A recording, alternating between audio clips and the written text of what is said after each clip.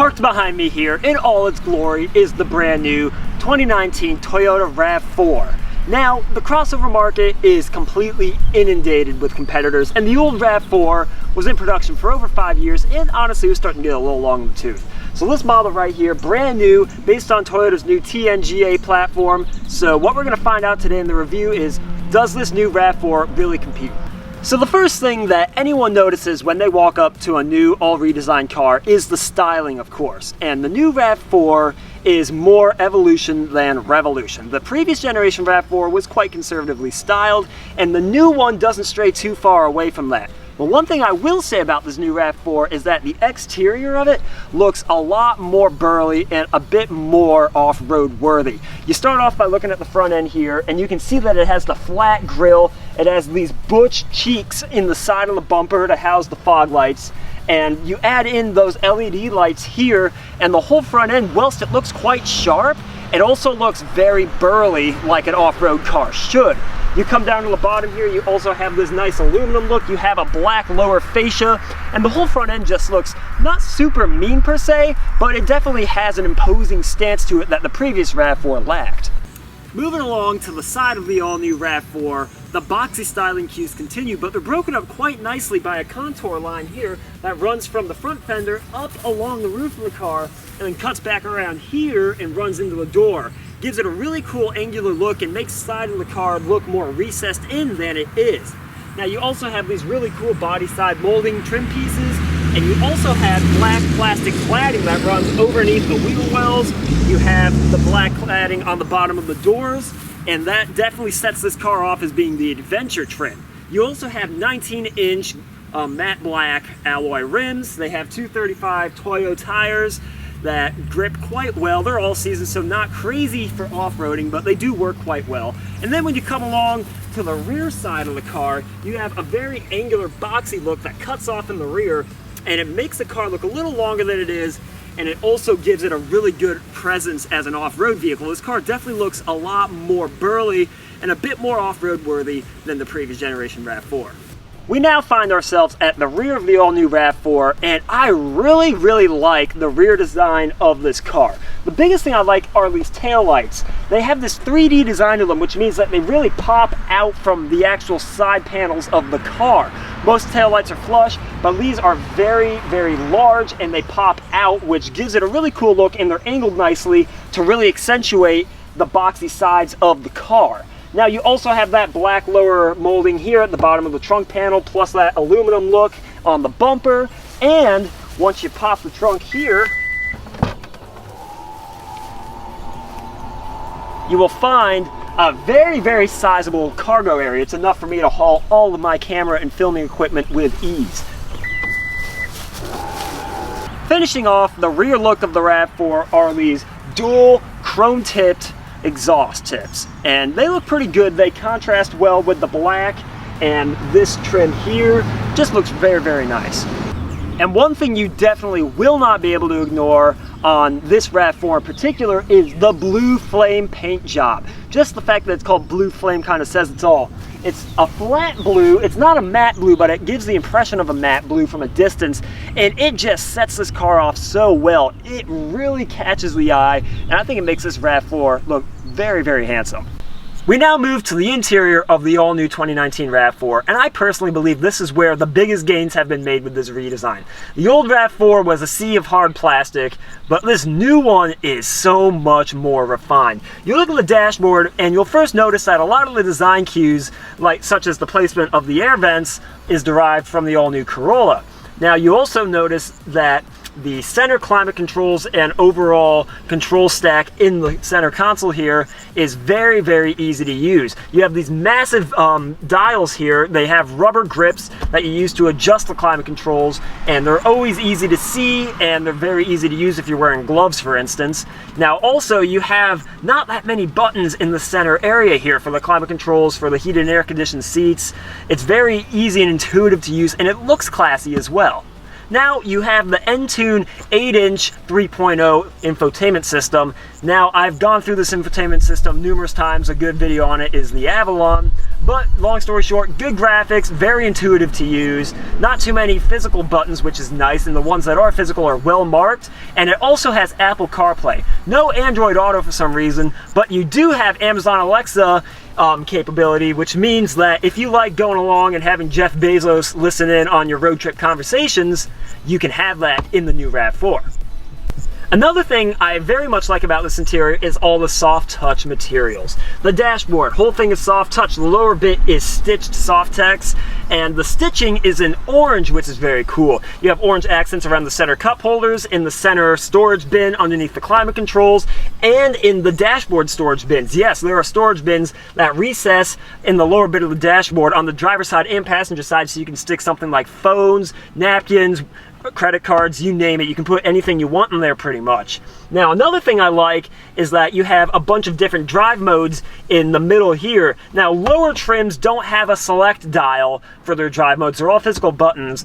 And this trim, the Adventure trim, integrates a selector dial, but it only allows you to choose between mud mode and rock and dirt.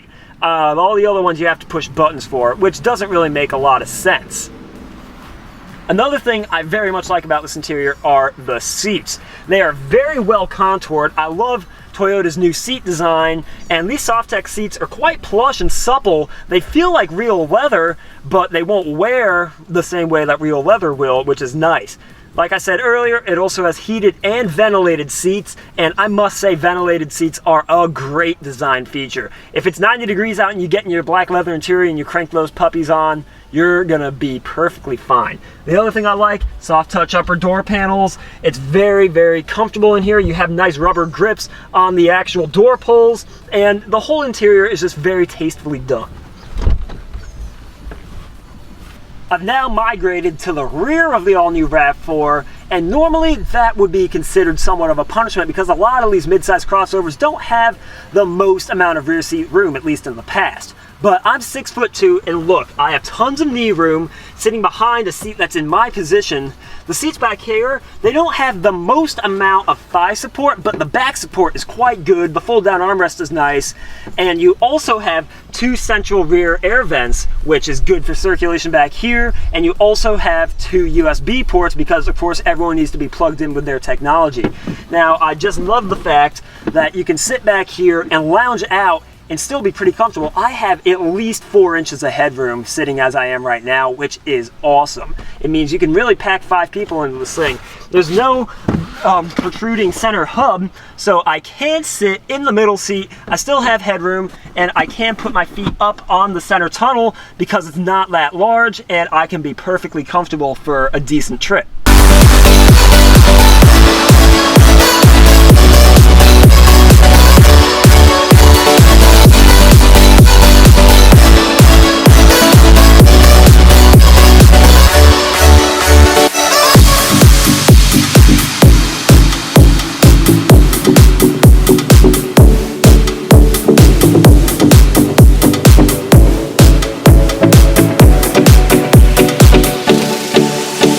Okay guys, we've now hit the road in the all-new 2019 RAV4. I've been driving this thing around for a couple hours now, and I must say I'm thoroughly impressed by this vehicle. The first thing you notice when you pull onto the road is how refined the ride is.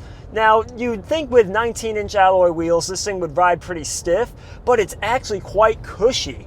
It handles the bumps quite well. There aren't any harsh vibrations that get communicated into the cabin, and overall it's very comfy without being floaty. You don't feel totally disconnected from the road, and that's one thing that took me by surprise. Is most of the times when you hop in a car like this, especially one with 8.7 inches of ground clearance that feels as high as this car does, you don't expect it to hug corners at all. And I mean, this thing doesn't hug corners, but it relays the body motions through the steering wheel back to the driver actually pretty well. So you don't feel like you're piloting a boat going around turns and that you're kind of subjected to whatever the car is going to do mid-turn. You have a lot of control over the vehicle. Now, you do have electric power steering, and honestly, it's really not weighted that bad. Of course, it doesn't really have any feel at all, but it's not overly light. It has a pretty solid weight to it, which inspires confidence going around turns. Like right now, I'm coming up to a sharp left-hander. I'm on the brakes, which are actually pretty good. They have nice feel to them. and then you hit the gas, and 203 horsepower and 187 pound-feet of torque from the 2.5 liter I-Force engine pulls you away. Now, I really like what Toyota's doing with their engines. They have not resorted to forced induction.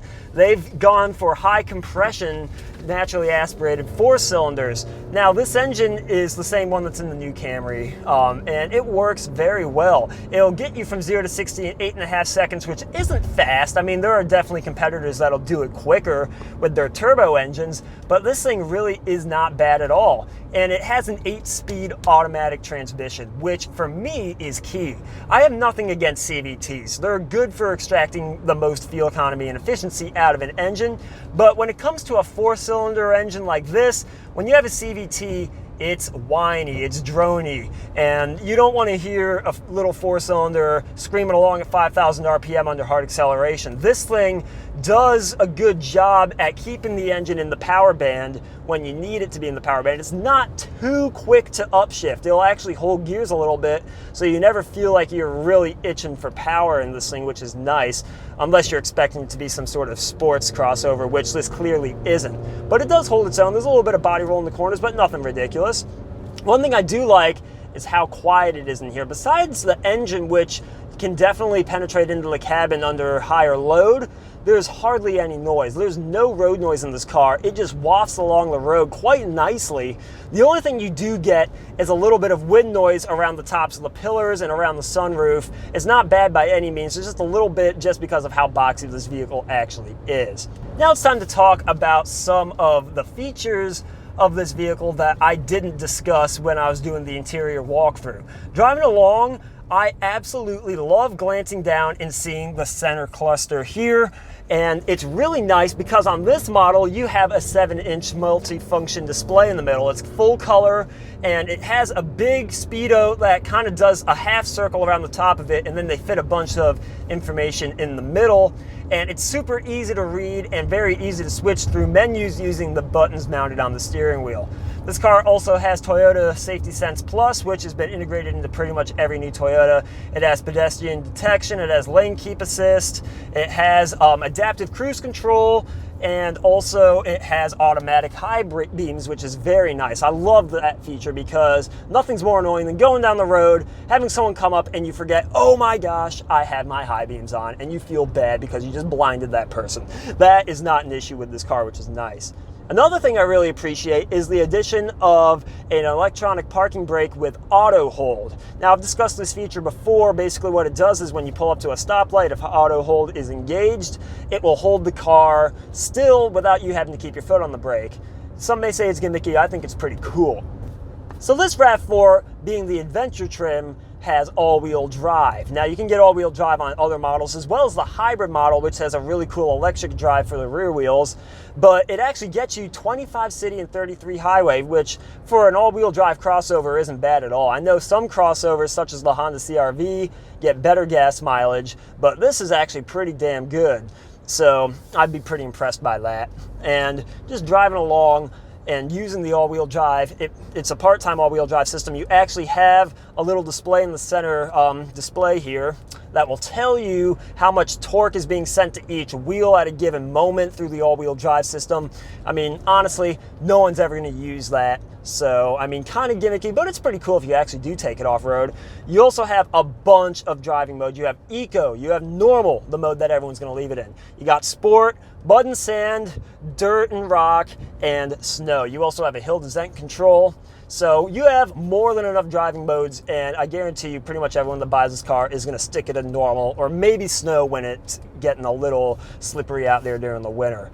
But I think that's pretty much the main reason why the adventure trim isn't selling as well, is because people that buy the RAV4s, they're not adventuring in this thing. Toyota touts how this thing can actually go off-road and whatnot, and I believe them. I got some cool wheel articulation on site when I was filming, and it definitely seems like it can do some light off-roading, but no one's ever going to do that, so people will just hop in on the LE or the XLE trim and not think twice about it because it's a less expensive model and it's going to do everything they need it to do. And that's another thing I want to talk about is this adventure trim starts at $32,000, but the one I'm in right now is $38 grand. And a lot of you might have just had a mini heart attack from hearing that, thinking, oh wow, 38 grand for a freaking RAV4, is that really worth it?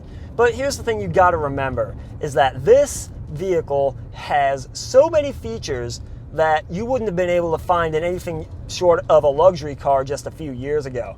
I mean, heated and air-conditioned seats, that's one. Adaptive cruise control is another. The whole, all the off-road features, all the drive modes, that stuff you normally wouldn't get in a vehicle of this class. And that's what makes it competitive. And the other thing that's really cool is that you don't have to get an adventure trim to get all the basic goodies. You can get those in LE trim, such as the adaptive cruise, the electric parking brake, all the TSSP stuff. You get Entune in the base models. They package them so well that even though you can go whole hog and get yourself a $38,000 model like we have here, you don't have to get one that feels pretty well equipped. You're not going to feel skimped by going for lowest trim level. They normally make you feel skimped, but that's not the case. And Toyota's making a big push to standardize a lot of good technology across its lineup, just to have that initial buy-in product still be a high quality product that people are going to enjoy and get a lot of utility out of. And I think that's what the main selling point of this car is going to be, is it's packaged so freaking well. That's what's going to sell this thing to a lot of people. Now, I have to give a shout out, of course, to Orisman Chantilly Toyota. Thanks again to Arlo Guthrie and David Timoner. They are awesome. I've been working with them for almost 3 years now, which is hard to believe. They're always super eager to lend me a car, and it's just great. If you ever need to buy a Toyota in the Northern Virginia area, Chantilly area, be sure to check them out if you're looking for a Toyota. They will definitely hook you guys up. Now, I'm very glad to be back behind the wheel and back behind the camera for some reviews. I know it's been a hot minute, but it's good stuff. I'm heading back to the dealership now, gonna pick up a CHR for review, and I will catch up with you guys next video.